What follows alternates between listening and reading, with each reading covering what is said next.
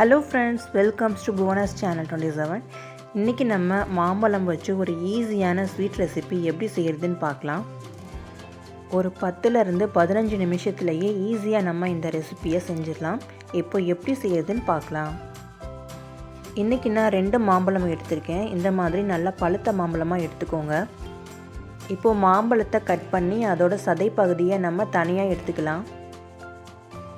எந்த வகையான மாம்பழத்தில் வேணால் நம்ம செய்யலாம், ஆனால் நல்லா பழுத்த மாம்பழமாக இருக்கணும். அப்போ தான் டேஸ்ட் ரொம்ப நல்லாயிருக்கும்.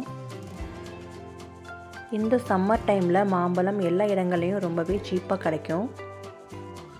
எப்போவும் ஒரே மாதிரி ஜூஸஸ், மில்க் ஷேக் இந்த மாதிரியே நம்ம ட்ரை பண்ணாமல் இந்த மாதிரி ஸ்வீட் ரெசிப்பியும் நம்ம ட்ரை பண்ணி பார்க்கலாம். மாம்பழத்தோட சுவையில் கொஞ்சம் டிஃப்ரெண்ட்டான இந்த ஸ்வீட் ரெசிபி குழந்தைங்களுக்கும் ரொம்பவே பிடிக்கும். அதே மாதிரி ரொம்ப ஹெல்த்தியும் கூட.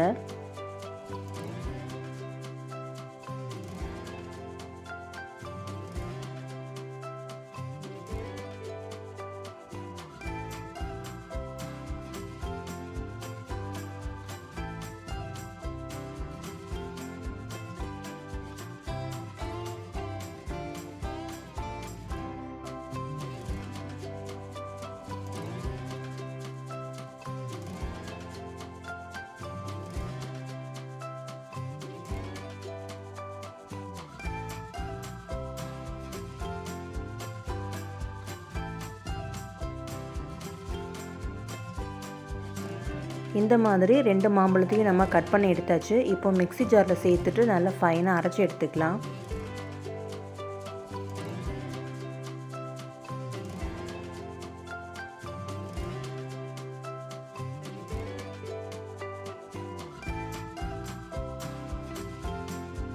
இந்த மாதிரி நல்லா ஃபைனாக அரைச்சி எடுத்துக்கோங்க. இப்போ ஒரு கடாயில் 1 டேபிள் ஸ்பூன் அளவுக்கு நெய் சேர்த்துக்கலாம்.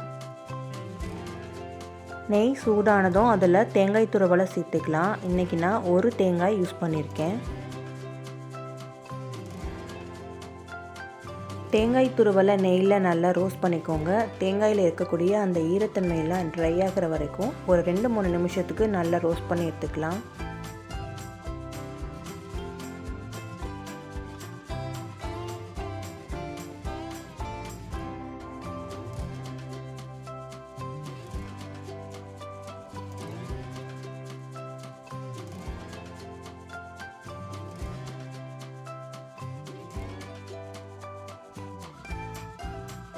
இப்போ பாருங்கள், ஓரளவுக்கு தேங்காய் நல்லா ரோஸ்ட் ஆயிருச்சு. அதில் இருக்கிற ஈரத்தன்மையெல்லாம் குறைஞ்சிருச்சு.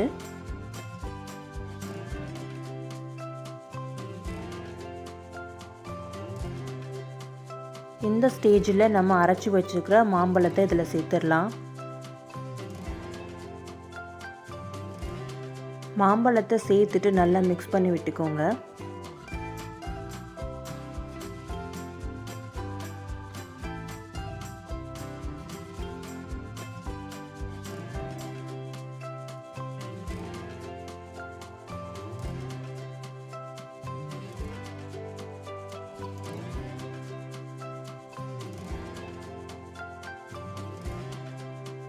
இது கூடவே ஒரு 200 கிராம் அளவுக்கு நான் சுகர் சேர்த்துக்கிறேன். உங்களுடைய ஸ்வீட்னஸ்க்கு ஏற்ற மாதிரி நீங்கள் சேர்த்துக்கோங்க. பழுத்த மாம்பழம் ஏற்கனவே ஸ்வீட்டாக தான் இருக்கும். அதனால் உங்களுக்கு எந்த அளவுக்கு சுகர் தேவையோ அந்த அளவுக்கு செக் பண்ணி பார்த்துட்டு சேர்த்துக்கோங்க.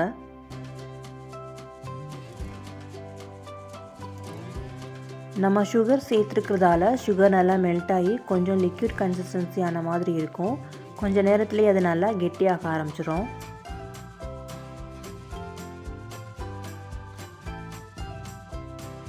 இது கூடவே ஒரு பிஞ்ச் ஏலக்காய் பவுடர், ஒரு பிஞ்ச் உப்பு சேர்த்துக்கலாம். அப்போ தான் ஸ்வீட்னஸை நல்லா எடுத்து கொடுக்கும்.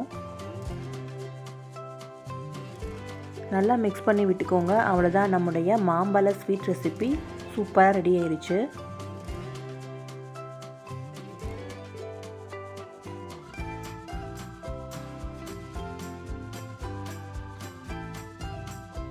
இப்போ ஒரு பவுலுக்கு நம்ம ட்ரான்ஸ்ஃபர் பண்ணிக்கலாம்.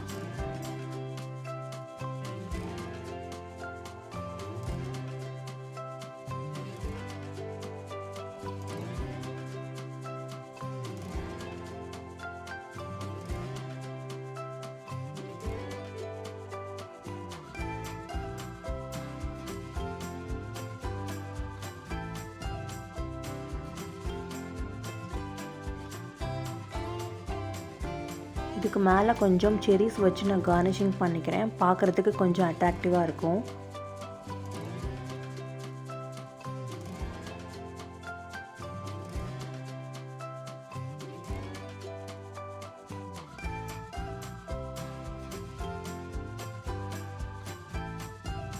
ரொம்பவே ஈஸியாக 10 மினிட்ஸில் செய்யக்கூடிய இந்த மாம்பழ ஸ்வீட் ரெசிப்பியை நீங்களும் ட்ரை பண்ணி பாருங்கள். வித்தியாசமான சுவையில் ரொம்பவே சூப்பராக இருக்கும்.